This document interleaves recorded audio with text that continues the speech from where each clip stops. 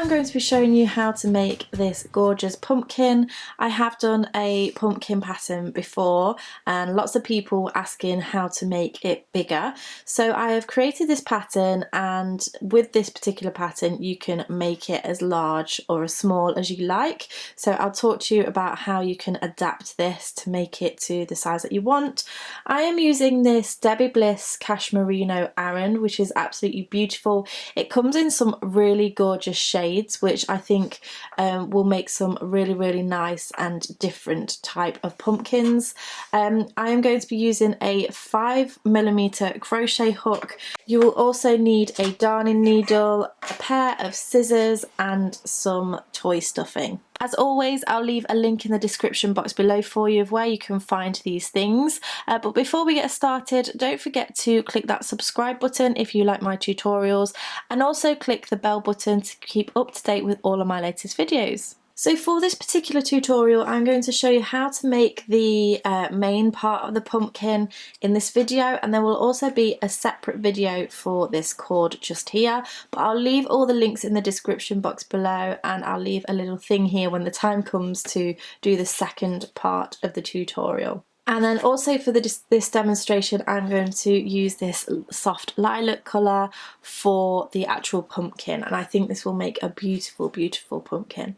So first of all, you want to create your slip knot, and you want to leave a fairly long end because we're going to be using that to stitch up the pumpkin. So create your slip knot in whichever method you prefer, and go ahead and insert your crochet hook.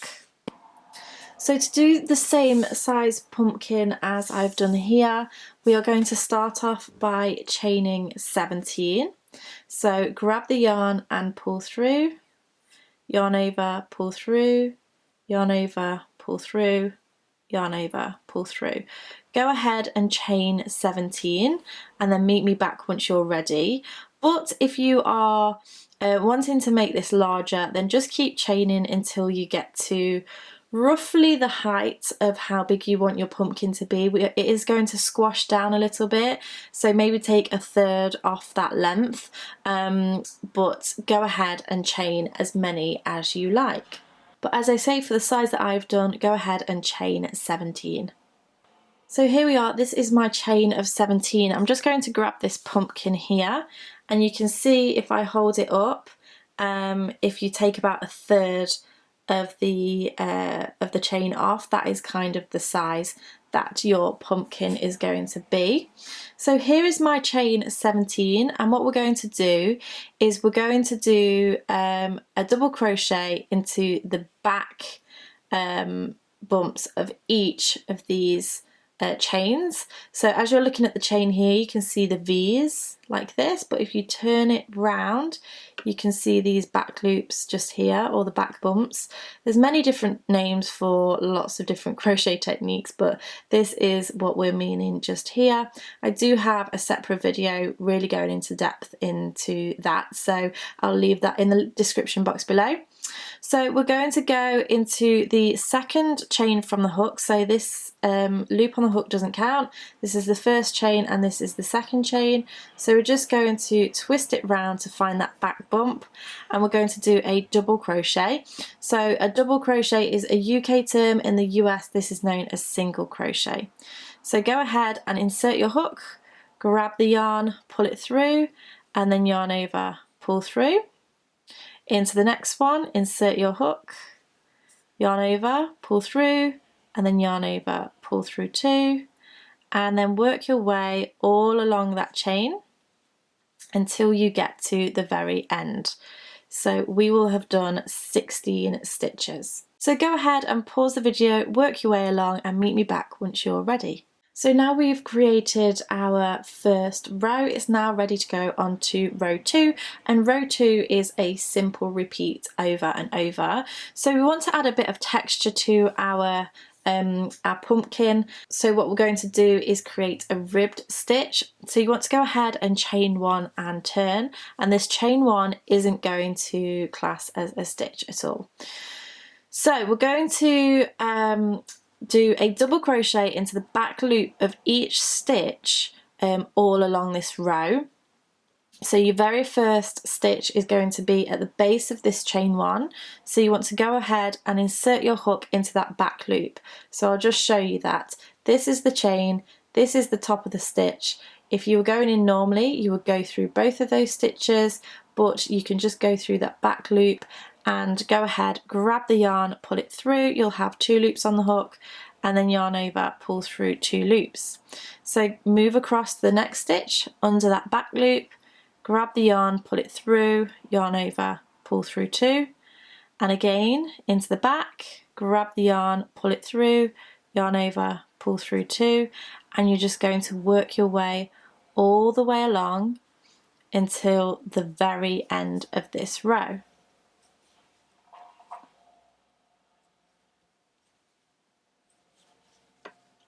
So go ahead, pause the video, work your way to the end. Remember you're counting 16 stitches, not including that chain one, and meet me back once you are ready. So I've just finished that row. You'll notice that it kind of looks a little bit strange, but once you add the next row, you'll start to see the ridge. So we're just going to repeat row 2 again. We're going to chain 1, turn the work. That chain 1 does not class as a stitch, but we are going to go into the base of that chain 1 with a double crochet. So we're going to find that back loop and do a double crochet in there. Remember that's single in the US, and then just keep working along that row into the back loop.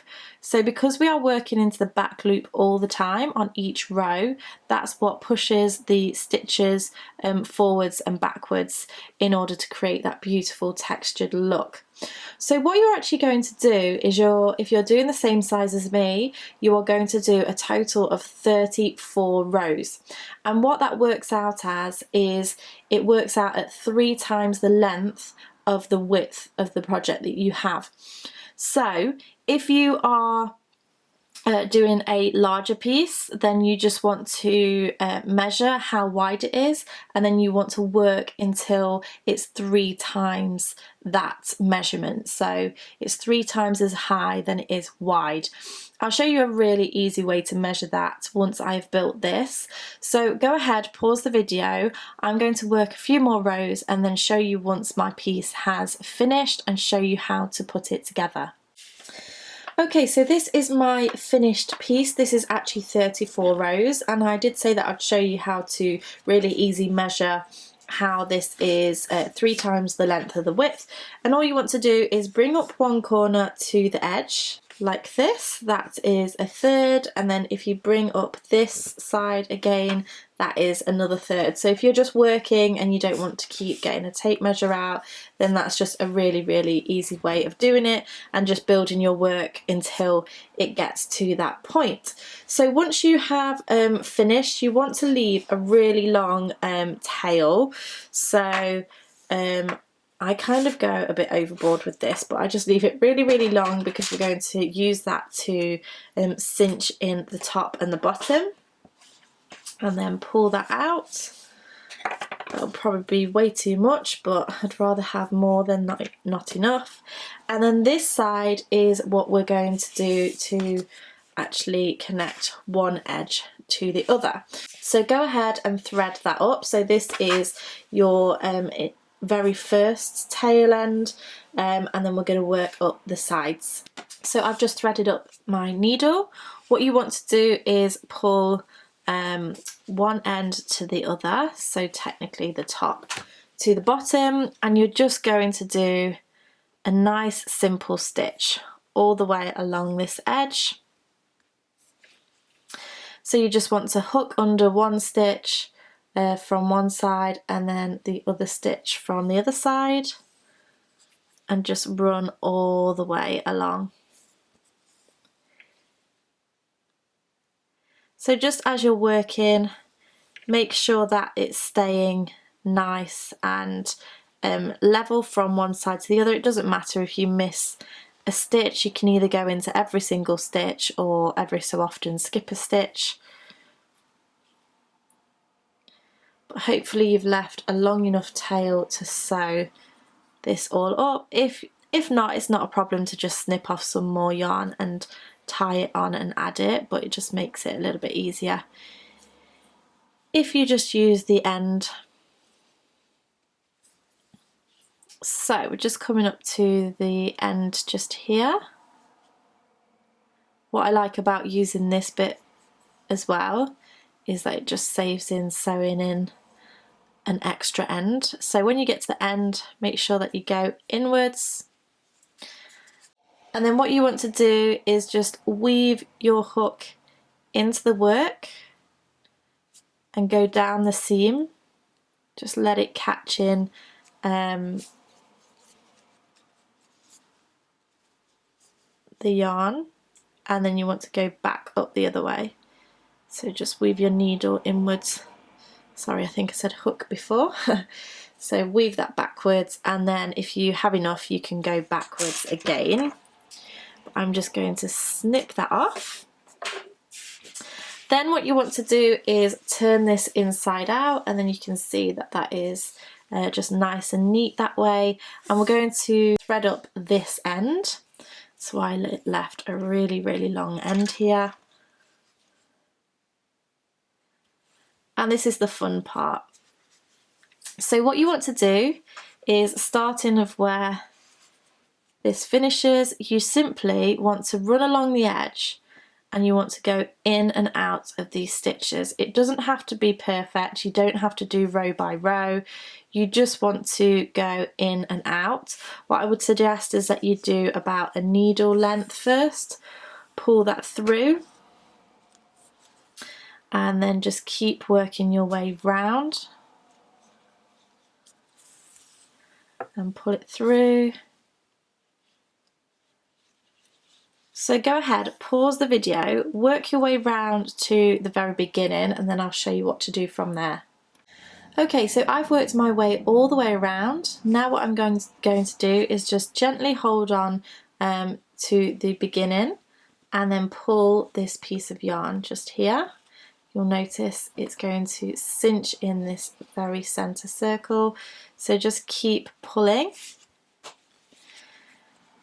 And then you want to make it so that the circle goes entirely shut. And then what I'm going to do is just take my needle and bring one side of the circle and attach it to the other, just to really make that whole tie shut, like so. So it's just really nice and tight now. You can do that as much as you want. If you plan on washing these, then obviously make sure that it's more secure. Then I'm going to leave this out just for one moment. So it's like a little bowl shape. I'm going to take my toy stuffing and pop it in, like so. And then I'm going to take my needle and go all the way through, just put it through the toy stuffing.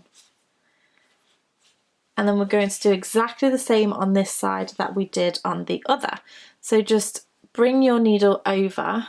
Doesn't matter that it's, you know, pulling slightly here, because it's going to go into the middle anyway. And then just weave your needle in and out along the edge.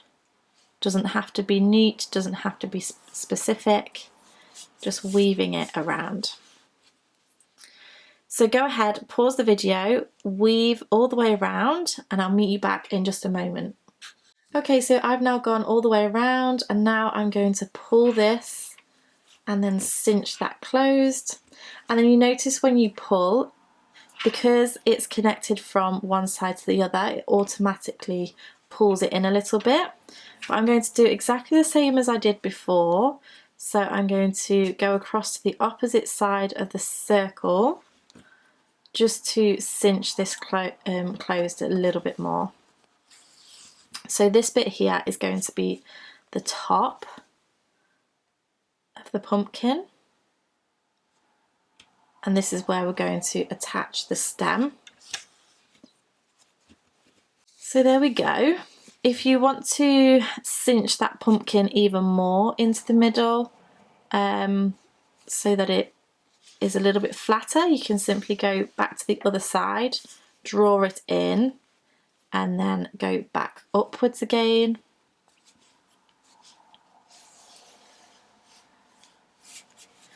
You can play around with the stuffing, make sure that it's all nice and evenly distributed. And then what I'm going to do is just tie off this yarn. So pull it through, but not quite all the way.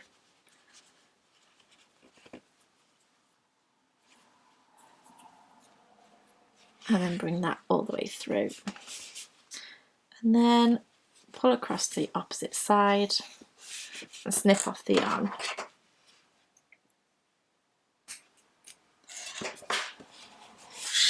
Give a little squeeze. And that is your pumpkin ready for the stem. So what I'm going to do is I'm going to leave the video link here and in the description box below to the tutorial of how to do this stem, which is actually an I-cord, and then you can come back to this video and I shall show you how to sew it on. So pause the video and I shall see you in a moment. Okay, so welcome back to this video if you've just popped across to the other one. I wanted to show you this before I went ahead and showed you the size of the stem for this particular project. If you are doing a larger pumpkin, obviously a really small thin cord wouldn't do for a bigger pumpkin. So what I would suggest that you do is do a really long cord, and then you can fold it over and just sew it together and it makes a larger cord. You can either fold it over twice or 3 times depending on the size of pumpkin that you want, and then you can attach it. But for this particular size pumpkin, you only want to go around 3 rows up or whatever you prefer in order for it to be the correct size. So I'm just going to undo mine here, and then I'm going to go ahead and finish it off. So I'm just going to yarn over and pull through, chain 1 and snip off my yarn. You only need it long enough to sew in a little bit. So I'm going to take my darning needle and I'm going to just go straight through the center of there and snip that off. And then I'm going to put my darning needle onto the tail, and then I'm going to sew it onto the pumpkin. So this is just super, super easy. You want to find the middle and thread your needle through from one side to the other. Pull it down and position it. And then you just want to catch one of the stitches and pull that down and just keep doing that until you're happy with its position. So what I would do here is just grab a loop and then go back through to create a knot, and then just simply push it through to the other side.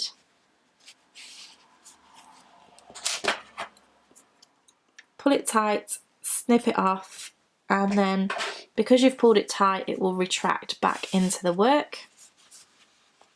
And there you have your stem for your pumpkin. So there we go. They are your crochet pumpkins. I think they've turned out really, really cute. I would love to see your pumpkins and the different colours that you choose for yours. I love to see them in these kind of muted tones and also with different colour stems as well. So make sure that you tag me on Instagram and post on Facebook your photos. Don't forget to subscribe to keep up to date with all of my latest videos, and I shall see you in my next video. Bye guys!